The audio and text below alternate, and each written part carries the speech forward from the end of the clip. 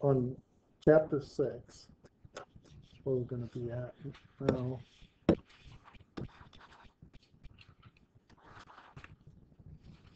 Is chapter 6 sort of this marriage, trigonometry, and algebra, like chapter 5 was, or is it something? Yeah, everything is a little bit, a combination of the two things.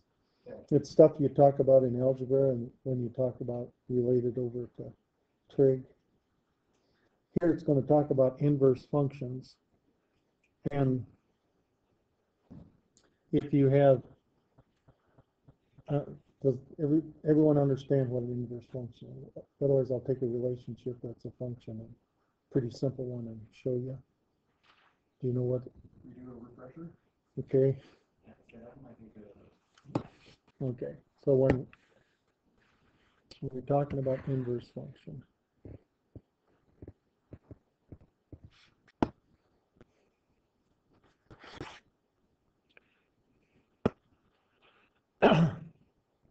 first of all, to be a function, it has to be a relationship. And the one relationship we're really familiar with is the one mx plus b. Whenever that's a straight line where the slope is m and the y-intercept is b. And it's a function because for every x there's one y. So if I looked at a particular one, I could have something like 2x plus 4. Now that says that right here at 0, 4 is my y-intercept, right? X is 0, y is 4. And then the slope is 2, so it's rise over run. So m being 2, it's understood that the denominator is 1. So every one I go right, I go up 2, or every one I go left, I go down 2, right? So if I go 1 left, I go down 2. At this particular point then is -1, and y is a plus 2. If I go left again, I go down 2, and this is -2, and y is 0. And I can do it again. I can find all of these points. -3. And that thing is a straight line when I plot it. And I've used a vertical line test. For every x, there's one y. Right? It intersects that dotted line. If I move an imaginary vertical line, just say this line right here, across, it'll only intersect that thing once.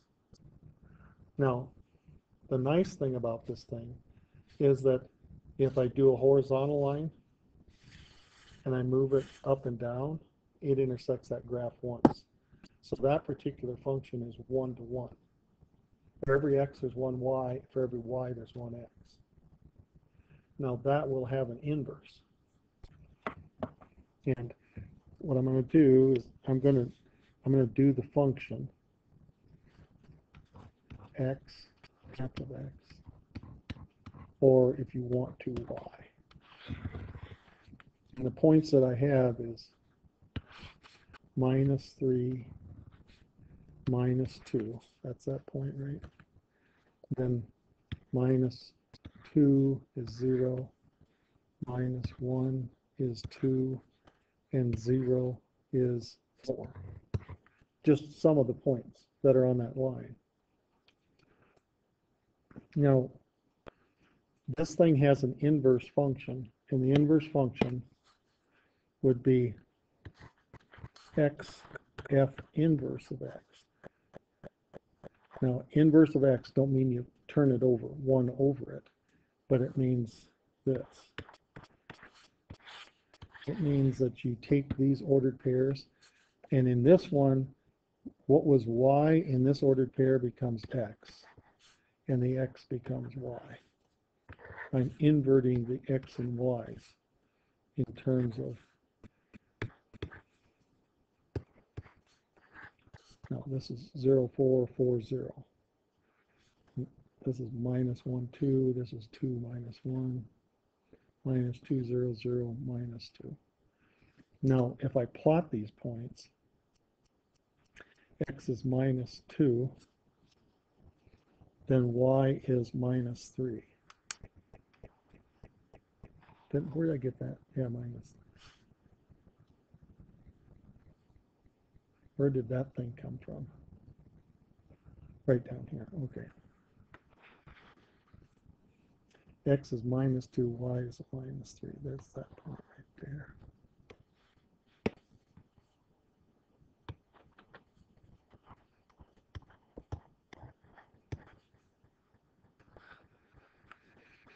And then it's 0, so 0 is minus 2.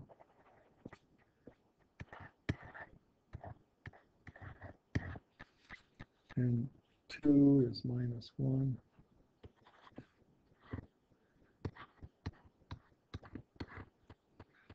4 is 0.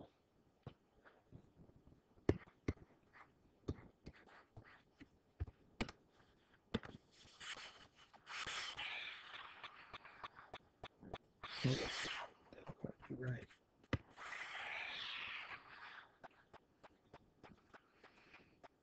So that's what, now this is an inverse function. And I can actually get the inverse function from here,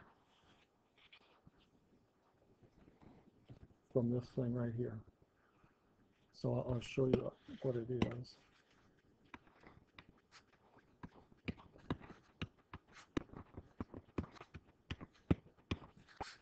And first of all, I write y. I write this thing as a relation. Any function is always a relationship. And you write relationships this way. Then what I do to get my inverse, I interchange my x and y's, right? Now I solve this one for y. So that's x minus 4 equals 2x, 2y, excuse me. And I get the y by itself, so y, x minus 4 is equal to x over 2 minus 4 divided by 2 is 2, right? Now, this is mx plus b. What's the y-intercept? Minus 2. And the slope is 1 over 2. So that says for every 2 I go right, I go up 1, right? 2 I go right, I go up 1. So how do you go from x equals 2y plus 4 to... I put 2y equals x minus 4, and I divide it by 2. And then this is x over 2 minus 2. So the slope is going to be minus 1/2 x minus 2. And notice that this is what you do is you define this as the inverse function. F inverse x of 1/2 x minus 2. This one is the invert of this one. And what happens is the invert is that the ordered pairs are inverted. This minus 3. See this blue one, the ordered pair was minus 3, minus 2. On the red one, it's minus 2, minus 3. It switches them around. That's an inverse.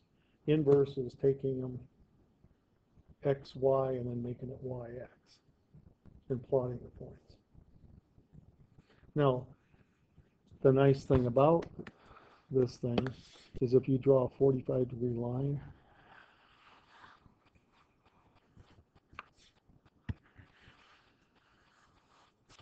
you see this one and that one are just rotated around that 45-degree line.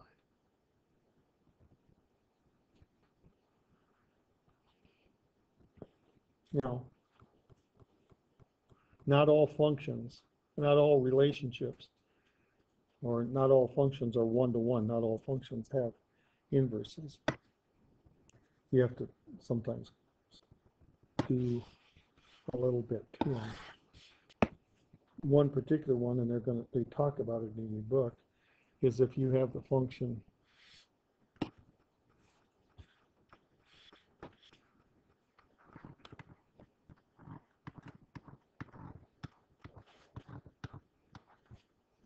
you see that thing, if I plotted points x and y, and if I go -3, -2, -1, 1, 2, 3. If I put this x in there and I square it, I get 9, right? And then I square the -2, I get 4. Square the -1, I get 1. Square the 0, I get 0. 1, 4, 9. Now the plot of that is 0, 0 is right here. That's this one. And if I go -1, I go up 1. If I go -2, I go up 4. And -3, I'm off the map, right? If I go +1, I go up 1. And if I go +2, I go up 4. And the plot of this is parabolic, like that. Now it's a function. For every x, there's one y. Vertical line test satisfies it, but the horizontal line test, it's not one-to-one. For every x, there's not one y. See, if I draw a whole horizontal line through here, the y of +1 has a negative x with it and a positive x with it. So if I tried to write this thing in an inverse relationship form, interchanging, putting the y for x and the x for y, then this would be 9 -3. So I'm interchanging. That's what inverse means. You interchange them. 4, 1, -1. This is 0, 0. This is 1, 1. This is 4, 2, and this is 9, 3. Now notice that's not a function, because this function says for every x there can be only what? One y. We'll see 9x has -3, but 9 has a +3. The inverse is not a function. So what you do is you take, I took that much away, now it's a function.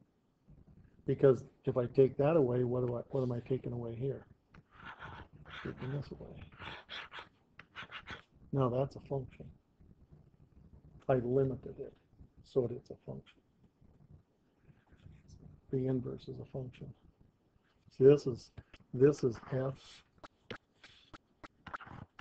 inverse of x with the restriction that x has to be greater than or equal to 0.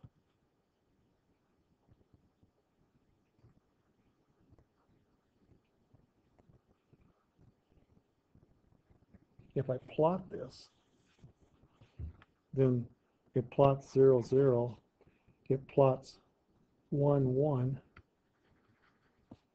and it plots 4, 2.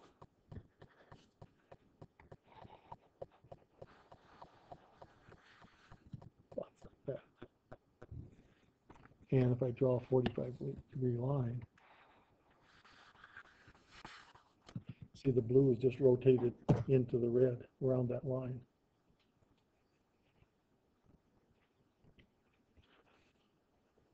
If I want to know what that looks like, then I can take, in algebraic sense, I can take the f of x equals x squared, go y equals x squared.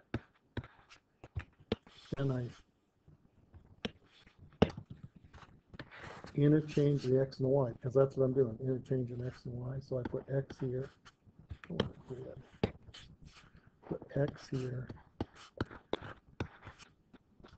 and solve for y. So I got y squared equals x square root of y plus or minus the square root of x. Y equals plus or minus the square root of x. But now which am I taking? The minus square root of x or the plus square root of x? Taking the positive.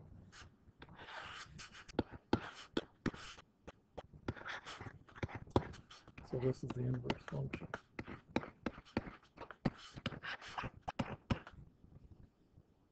Because see, this thing plots on just like this one. The rest of it is up here. This one, the rest of it is down here, which I'm not using, right? So I'm not using this part, I'm only using this part. So this part's the outcome, which is this inverse function. But the relationship will transfer, but it's not a function. So what it has to have is it has to have one-to-oneness. Some relationships which convert to functions are one-to-one. Some relationships that convert to functions are not one-to-one, and you have to restrict them. So if they are one-to-one, so that you can write the inverse. Now, with that being said,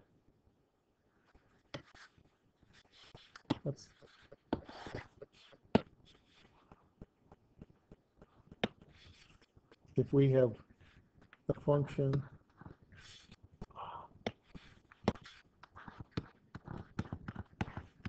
sine x,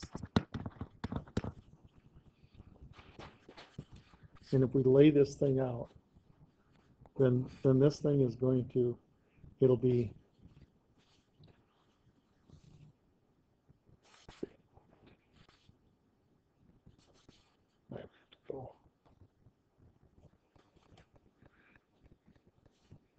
I go here at 2 pi, and this is pi. This is pi over 2.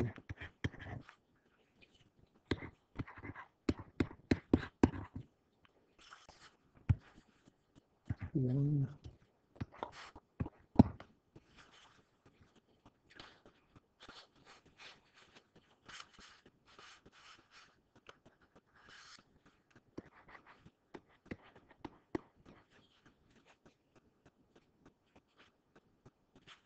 This is the half-life, isn't it?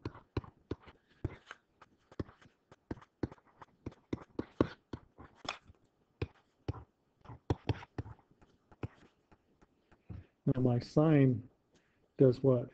When I go from 0 to pi, it starts out at 0, don't it? And a fourth of the way in, it's at its maximum, halfway minimum, halfway 0. 3/4 of the way, it's minimum, and then it's like this. So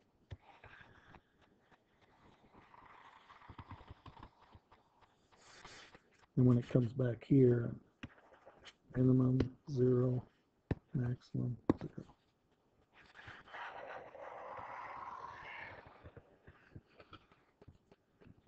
Now, that's a function because the vertical line test is met, right? But what about the horizontal line test? It's not met. See, if you have an imaginary horizontal line, it intersects this function an infinite number of times, right? Till you get up here, then it's still infinite, but once it's up here, it's none. That's infinite number as long as it's able to touch it clear down here. So you can't make it a one-to-one function. So then what they do is you restrict it from here to here. You only take the sign in that range. So you're going to, when you set up this sign, the x and the sine x, you're going to start out at a minus pi over 2, and then we'll do all of those in between. Minus pi over 3 minus pi over 4. Okay, too close there. Minus pi over 6, 0, pi over 6, pi over 4, pi over 3, and pi over 2. And then what do we do? This is going to be what? Negative 1? What is this? Square root of 3 over 2. This is square root of 2 over 2. Negatives, right?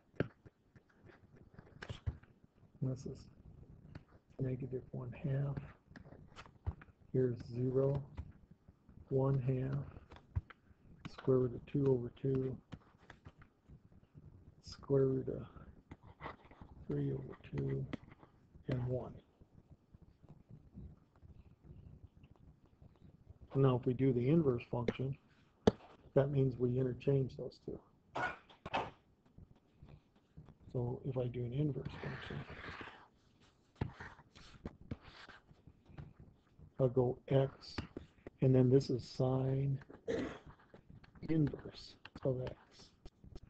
Then this is going to be minus 1 pi over 2, or minus the square root of 3 over 2, and then it's a minus, this was a minus pi over 3, minus square root of 2 over 2 is a minus pi over 4, and a minus 1/2 is a minus pi over 6, 0 is 0, 1/2 is pi over 6, square root of 2 over 2 is pi over 4, square root of 3 over 2 is pi over 3, and 1 is pi over 2. That's the inverse function. And your calculator is going to give it to you that way. It'll only give you, this is going to be from, this is going to be then plus 2, plus 1, minus 1, and then this is going to go to pi over 2 and minus pi over 2.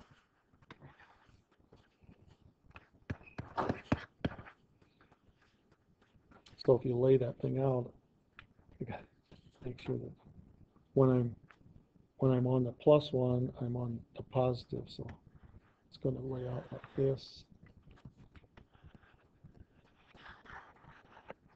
It's going to be something that looks like that.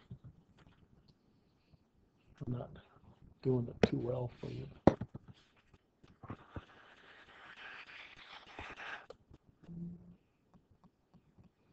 The x is going to be minus 1 to plus 1, and the y is going to be minus pi over 2 to plus pi over 2.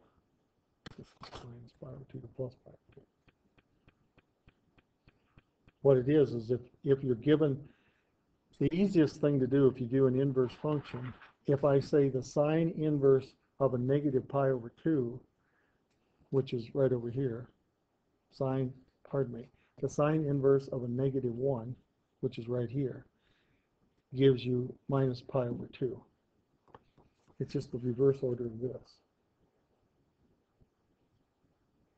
You're gonna give it numbers between minus 1 and plus 1, and then you're going to ask for what is the angle or the radian measurement associated with that.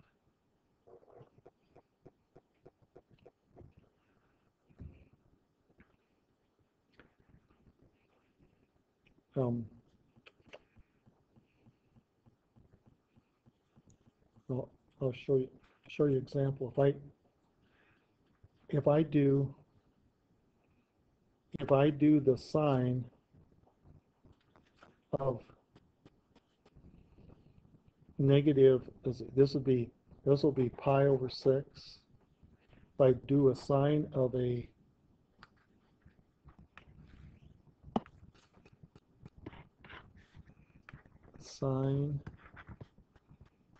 negative pi over 3, what am I going to get?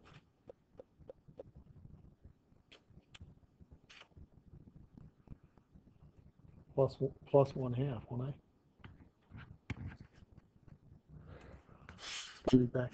See, this is pi over 3, 2 pi over 3, 3 pi over 4.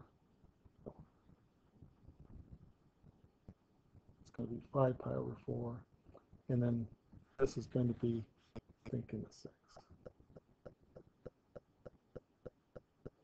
6. This is, I'm wrong, negative 5 pi 7 pi. This is 6 pi over 6. 7 pi over 6. That's what that would be.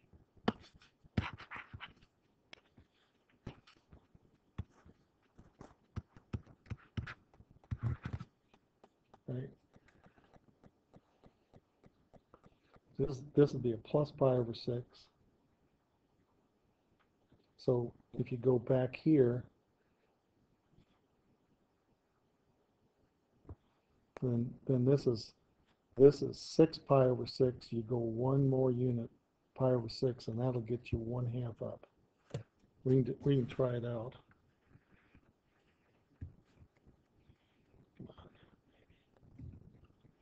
Now I better make sure the mode is what? Radian, and it is. So if I go sine of 7 pi, which one of those things is pi? That one's pi, isn't it? Second, this is pi, divided by 6.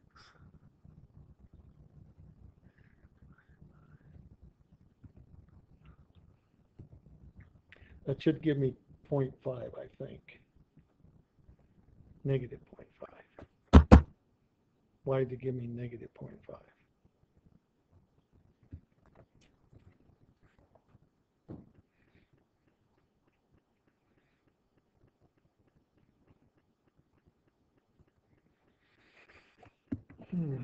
Oh, because I didn't put a minus in there. I'm out over here. That's okay. I got this point right here, and that would be a negative 1/2, right? So I put a plus, rather than put a minus 7 pi over 6, I've got a plus 7 pi over 6. So I'm out here. Now, it's still good enough. Minus 0.5. Now, if I do sine inverse of minus 0.5, what am I going to get? I'm going to get the value right here of pi over 6. Because it's defined between, it's defined between here and here. So if I do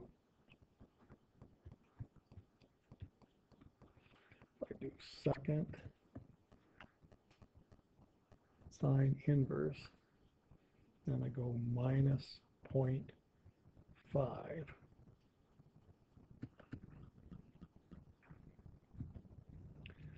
And that is a negative pi over 6. I'll show you. If I go negative second pi divided by 6. Because you're only defined, the calculator is set up to define it between minus pi over 2 and pi over 2 when you do sine inverses. The calculator can't give you the values all along there because it's not one-to-one function. You understand what I'm telling you? Sort of. The calculator will only see between that range. Yeah, for inverse functions. For the function, it will see all of them. Right. But when you do inverse, it'll only tell you values between minus pi over 2 and pi over 2. So another place that I could get a -1 would be at a minus pi over 4, which is pi over 6, which would be, but I could also get it back here, right, at 13 pi over 6 negative. That would give me a -1/2. But if I did the sine of negative 0.5 sine inverse of negative pi, it'd come right back and give me this one. That's as far as it would go. Yeah, because it's not a one-to-one function. For an inverse function, it has to be one-to-one, and it's only one-to-one from minus pi over 2 to pi over 2. That's what your calculator can't give you a multitude of choices. See, if you were to ask the calculator, where is, for what radian values is the sine equal to 1/2? Well, you'd have an infinite number of values, right? It'd be here, it would be here, it would be here, here, back here, minus 0.5. They're all minus 0.5s. Well, it can only give you one. It's a functional machine. It gives you one result when you put the thing in. Well, then the inverse function, that thing right there, that sine inverse, has got to be a function. And it's only defined functionally between minus pi over 2 and pi over 2.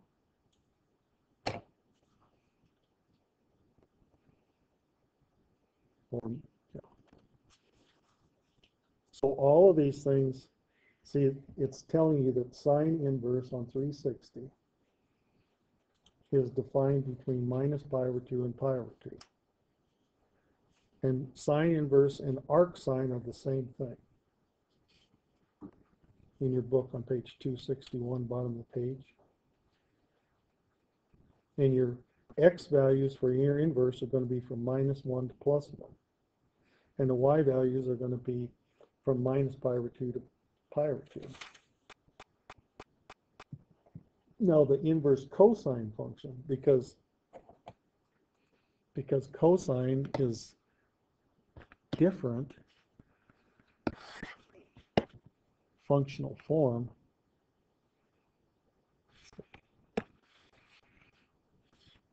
it still goes from minus to +1, but then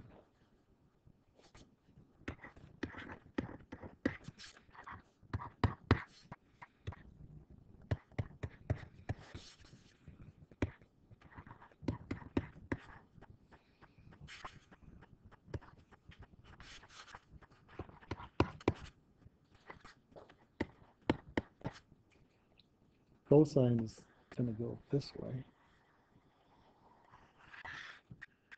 I'm doing it wrong. It goes to 0, minimum 0.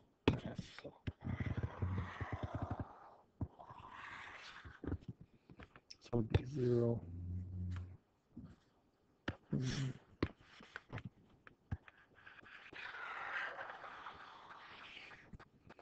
Now you see, it can't be defined from minus pi over 2 to pi over 2 because it's not a one-to-one function. So it's going to be defined from here, 0 to pi, eliminating all the rest. So when you do an inverse function and you put numbers between -1 and +1 in, it's going to give you values between 0 and pi. So you could take, the easy thing is you take the cosine of a -2 pi and get a +1, but when you did a cosine inverse of a +1, it would give you what? 0. You could do the sine of minus pi and you get -1, but if you did the cosine inverse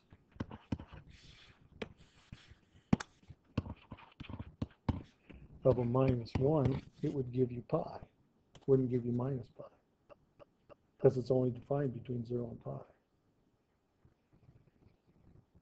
because that's the only place that it's a one-to-one function. And it's an arbitrary definition, but it's in your calculator that way. What you got to know is you got to know when you do inverse functions, where is it going to spit you the answer out? In what range? If you're in sine, it's going to spit you answers. The sine inverse is going to spit you answers out between minus pi over 2 and plus pi over 2. If you go cosine inverse, it's going to spit you back answers between 0 and pi.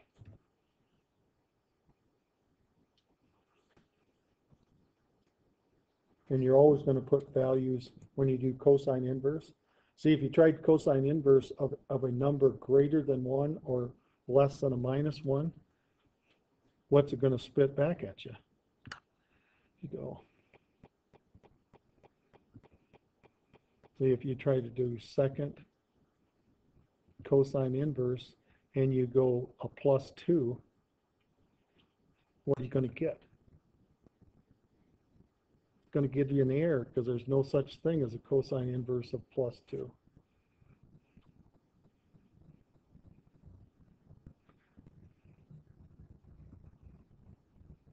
Say that 2, because you see, what's a cosine function go from?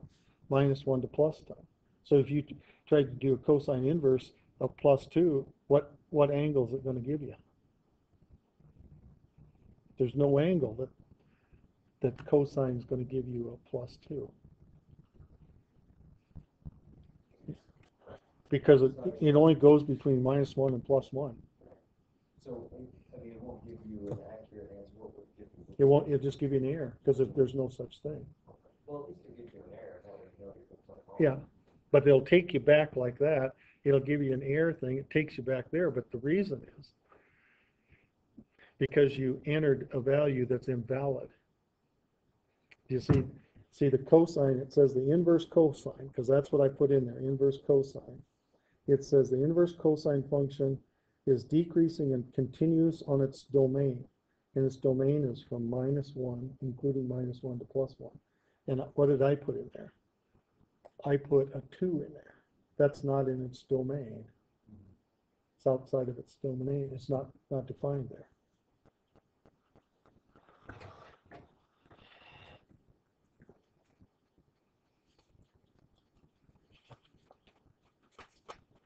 Now, tangent is going to be defined between minus pi over 2 and plus pi over 2. The inverse, tangent inverse. And that's because when you do the tangent, and these are just arbitrary things, if you go arbitrary choices, but they're just standardized because they're in calculators and everything. Because the tangent function, if you go y equals tangent, is like it has vertical asymptotes there, and then it just keeps doing that, right? So what they're going to do is they're going to define it between minus pi over 2 and pi over 2, and then when they do the inverse function, you're going to go to pi over 2 up here and minus pi over 2 down here. And notice it goes to infinity. So the y values are from minus infinity to plus infinity. But you go through 0. And now then, let's see. When I'm going, I got to think about this. Positive time up. So this thing is going to go like this.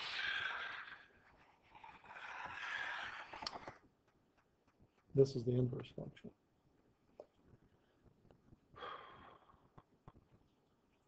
So you can put any value from minus infinity to infinity in tangent, and it'll only spit your values back from minus pi over 2 to pi over 2. Tangent inverse. See, I can put second tangent inverse. This is second and I can do 25, and it'll give me an answer. It'll give me an answer if I put anything minus infinity to plus infinity in there. But sine and cosine, I can only go from -1 to +1.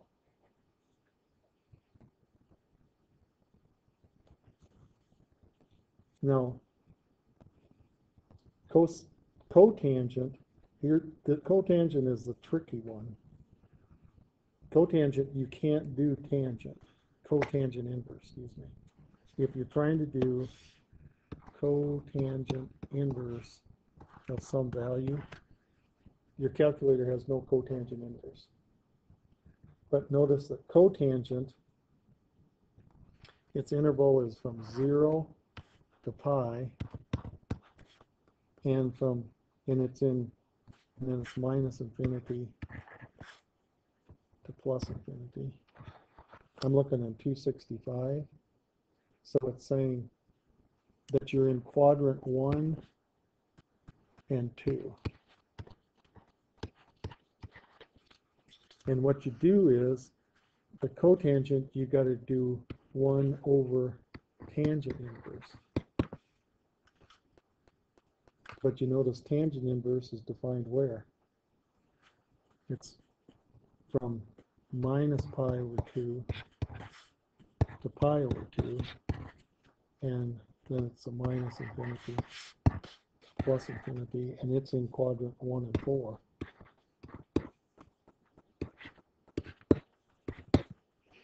So when you're trying to do cotangent inverse, you got to do tangent inverse, 1 over tangent inverse, but tangent inverse is going to give you values from minus pi over 2 to pi over 2. But cotangent wants it from 0 to pi. So what you have to do is, cotangent is, let's see, it goes,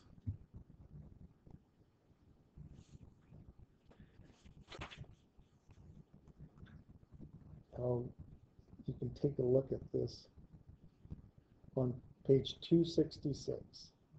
If you look at their explanation on example 4, D says find the angle theta in degrees for arc cotangent, which is cotangent inverse of a negative 0.35. Now it says set the calculator degree mode. The calculator gives the inverse tangent value of a negative number in quadrant 4. The restriction on the range of the arc cotangent implies that theta must be in quadrant 2. So what you do, you enter that cotangent inverse of that negative as a tangent inverse of 1 over that thing, and then you have to add 180 degrees.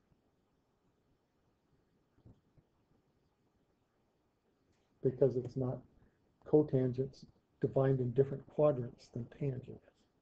But it's going to give you the value for the tangents.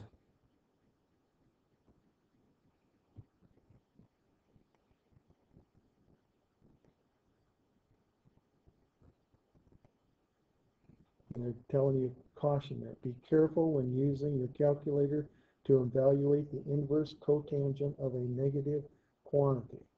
To do this, we must enter the inverse tangent of the reciprocal of the negative quantity, which returns an angle in quadrant 4. And since inverse cotangent is negative in quadrant 2, adjust your calculator result by adding 180 degrees, or if you're in radian mode, adding pi.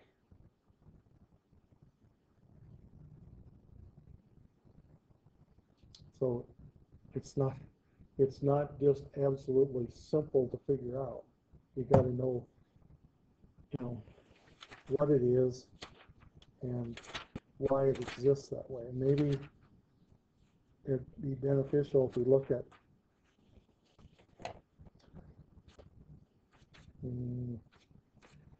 the curves for cotangent. I don't know. when we defined those things. Where did we what page did we define those things on?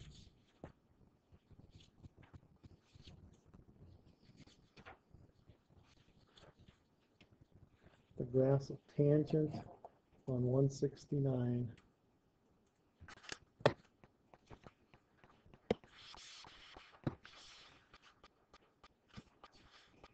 Maybe what's better if I just put this way.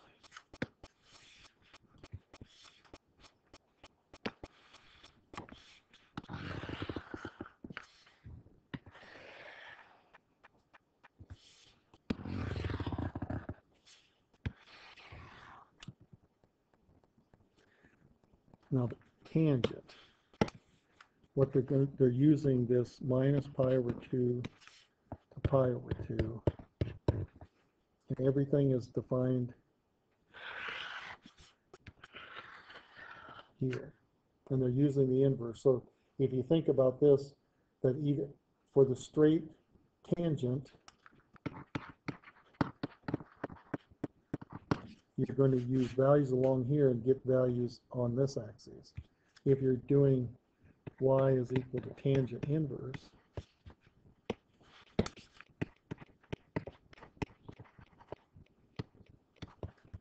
then what you're doing is you're using values along here and getting values along here. You're switching them. So, and then for the cotangent, notice the cotangent is defined for us from 0 out to pi. And this one, this way. So when you're at positive here, you're going to get positive values here, right? But when you're in the negatives here, you're out in this quadrant. That's why they're saying that if you get negative values when you do tangent inverse, you're going to get values along here, right? When it does inverse function, you're going to input values along here, and it's going to give you values in this range. But where does cotangent expect it to be? From pi over 2 to pi. So what you have to do is add 180 degrees. You got to go from here out to here. You don't have to do it in here. If you got cotangent of a positive number, you're going to get values in this range, which you, when you calculate it in the calculator, is going to give you values on this one from here to here. But when you do cotangent of a negative number, it expects a value when you put in the y value here from here to here, but you're going to have to use tangent, and it's going to get a value from here to here. It's going to be 180 degrees out of phase. So what you have to do is, in that respect, you've got to add 180.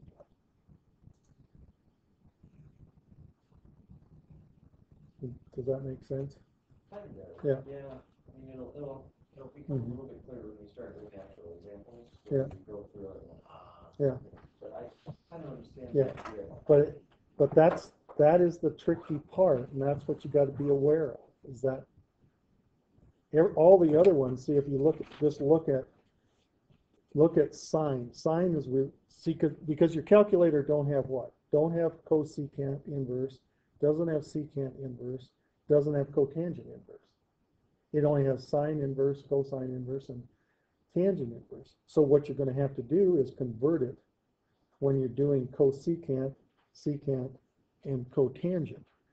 And what you do, notice that the cosecant inverse, which is related to which? Sine or cosine? Sine.